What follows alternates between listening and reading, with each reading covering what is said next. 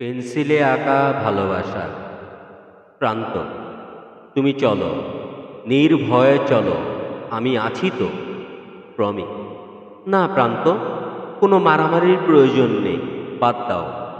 এবার প্রান্ত চিৎকার দিয়ে বলছে, এই চুপ! যা বলছি তা করো। চলো দেখি কোন মায়ের লাল আমার।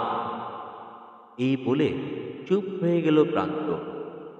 বাকি কথাটা বলতে পারল না।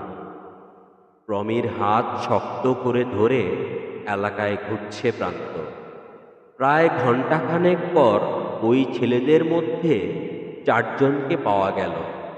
প্রান্ত, কিরে, খবর কি? বলতে না বলতেই মারামারি শুরু। প্রান্ত একটা ইট নিয়ে দুইজনকে জখম করেছে, আর ওরা প্রান্তকে প্রথমে গুলি করতে চেষ্টা করে ব্যর্থ হয়। পরে একটি ইট নিয়ে প্রান্তের মাথায় আঘাত করে ওরা পালিয়ে যায়।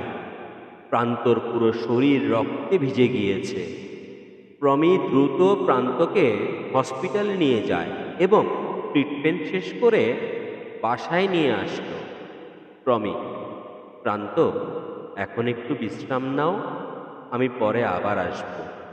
প্রান্ত, কি হিসেবে আসবে? বড় বোন হিসেবে নাকি বন্ধু হিসেবে?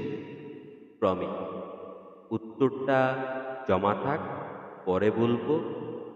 প্রমি কি প্রান্তের প্রেমে পড়ছে?